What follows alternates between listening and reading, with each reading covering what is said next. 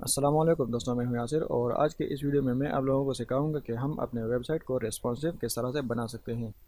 हम किसी भी वेबसाइट को रेस्पॉन्सिव इसलिए बनाते हैं ताकि उसकी लुक जो है वो बेहतर और अट्रैक्टिव नज़र आए, क्योंकि जब हम किसी भी वेबसाइट को डेस्कटॉप पर ओपन करके देखते हैं और उसी वेबसाइट को जब हम मोबाइल पर या टैबलेट पर ओपन करके देखते हैं तो उसकी स्क्रीन साइज में बहुत बड़ा डिफरेंस होता है।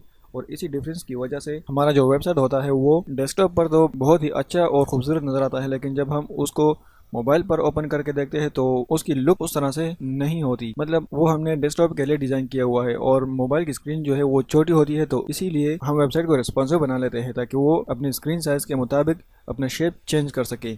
तो इसी तरह जब हम अपना वेबसाइट रिस्पॉन्सिव बना लेते हैं तो वो मोबाइल पर अलग नज़र आता है और डेस्कटॉप पर या टैबलेट पर अलग नज़र आता है। तो वो अलग अलग किस तरह से नज़र आता है, तो आज हम वही सीखेंगे। तो आइए शुरू करते हैं। तो यहाँ पर मैंने अपना टेक्स्ट एडिटर भी ओपन कर लिया है और अपना ब्राउज़र भी ओपन कर लिया है। तो यहाँ पर मैं अपने टेक्स्ट एडिटर में सबसे पहले HTML का बेसिक स्ट्रक्चर ले लेता हूँ। मैं आप लोगों को बता दूं कि यहाँ पर मैंने एक फ़ाइल क्रिएट किया हुआ है HTML का, और इसी HTML फाइल के अंदर ही मैं CSS भी यूज़ करूँगा। तो सबसे पहले तो मैं यहाँ पर HTML का बेसिक स्ट्रक्चर ले लेता हूँ और इसको टाइटल दिए बगैर ही मैं काम कर लेता हूँ।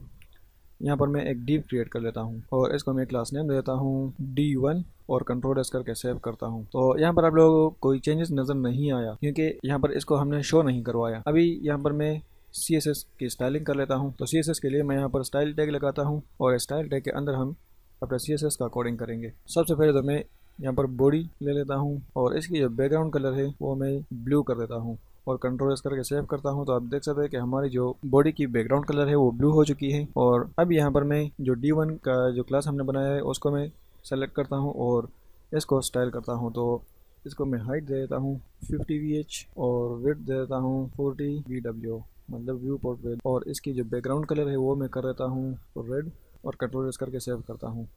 तो आप देख सकते हैं कि हमारे पास यहाँ पर ये डीप जो है ये बॉक्स बन चुका है। अब इसकी विड्थ में बढ़ा देता हूँ ताकि आप लोगों को मैं अच्छी तरह से समझा सकूँ।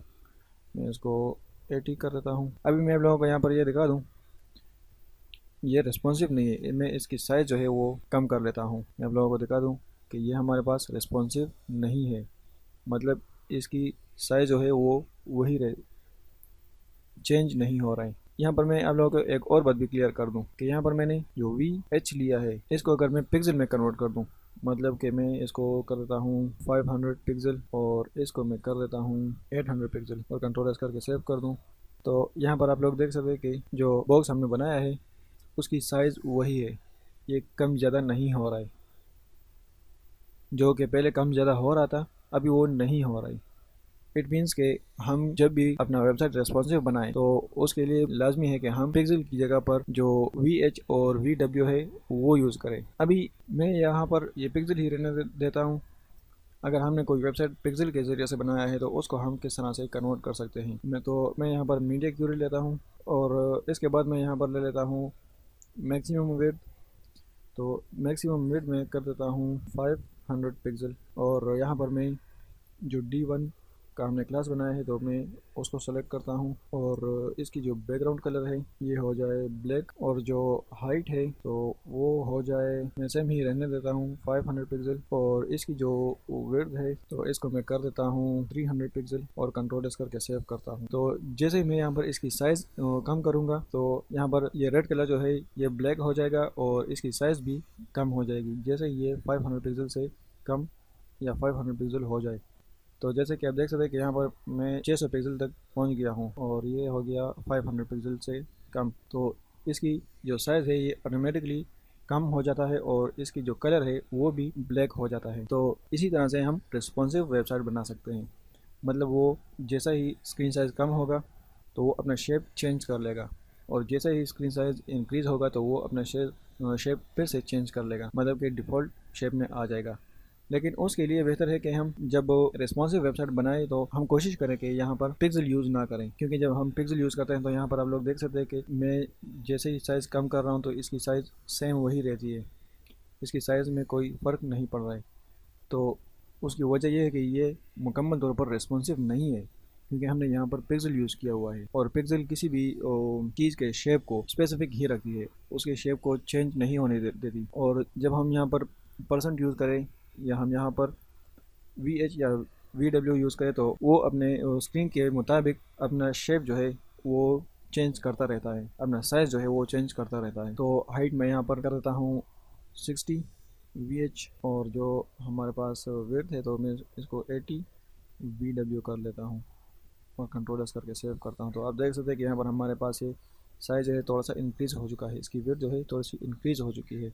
अभी आप यहाँ पर गौर करें तो यहाँ पर जैसे मैं इसकी साइज़ को बढ़ाता हूँ तो ये जो रेड कलर का बॉक्स है इसकी साइज़ भी बढ़ता जाता है।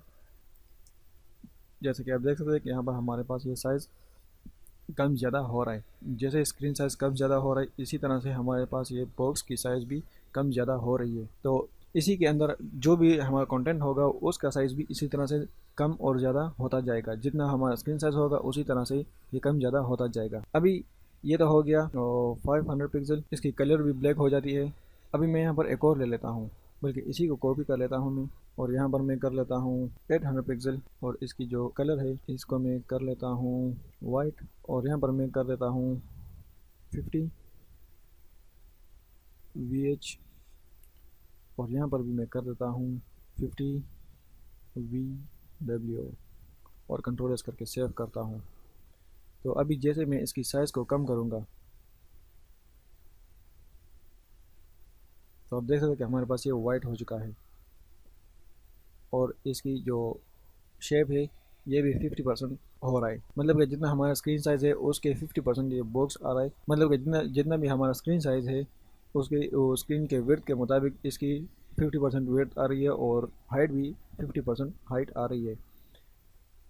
जैसे मैं इसकी साइज़ को कम ज़्यादा करूँगा तो इसकी भी साइज़ कम ज़्यादा होती जाएगी। तो इसी तरह से हम अपना वेबसाइट रेस्पॉन्सिव बना लेते हैं। और यहाँ पर मैं आप लोगों को एक और बात भी बता दूँ कि अगर मैं यहाँ से ये वाली मीडिया क्यूरी हटाऊँ, मतलब मैंने इसको यहाँ से हटा दिया और इसको मैं इस ब्रैकेट से नीचे ले आऊँ, मतलब ये वाली जो मीडिया क्यूरी हमने शुरू की थी इसके बाद मैं ये वाली मीडिया क्यूरी लगाऊँ, कंट्रोल V करके पेस्ट कर देता हूँ, और यहाँ पर मैं इसकी मैक्सिमम विड्थ जो है वो मैं 500 कर देता हूँ, और इसकी जो मैक्सिमम विड्थ है वो मैं 800 पिक्सल कर देता हूँ। तो अभी यहाँ पर हमारे पास दो कलर आएंगे।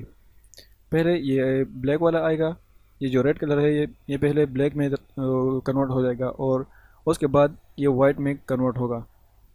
मैं आप लोगों को दिखा दूँ, जैसे मैं इसकी साइज़ कम कर रहा हूँ तो पहले ये ब्लैक हो गया, और अभी इसके बाद जैसे ही मैं मज़ीद कम करता हूँ तो ये वाइट हो जाता है। तो इसी तरह से हम दो मीडिया क्यूरीज भी यूज़ कर सकते हैं, एक साथ हम दो मीडिया क्यूरीज भी यूज़ कर सकते हैं।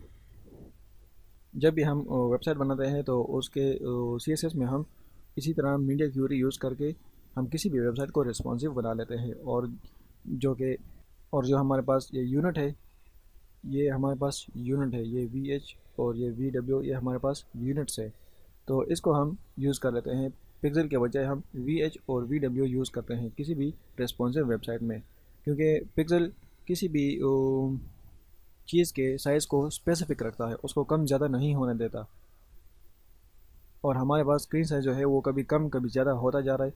मतलब कि जब हम मोबाइल पर ओपन करते हैं तो उसकी स्क्रीन साइज़ बहुत कम होती है, जब हम टैबलेट पर ओपन करते हैं तो उसकी स्क्रीन साइज़ थोड़ी सी ज़्यादा हो जाती है, और जब हम उसी वेबसाइट को किसी डेस्कटॉप पर ओपन करके देखते हैं तो उसकी स्क्रीन साइज़ और ज़्यादा बढ़ जाती है।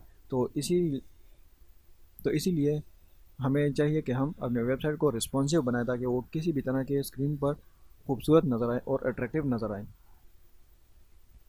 तो हम अपना वेबसाइट रिस्पॉन्सिव बनाने के लिए इस मीडिया क्यूरी का यूज़ करते हैं। ये हमारे पास है मीडिया क्यूरी।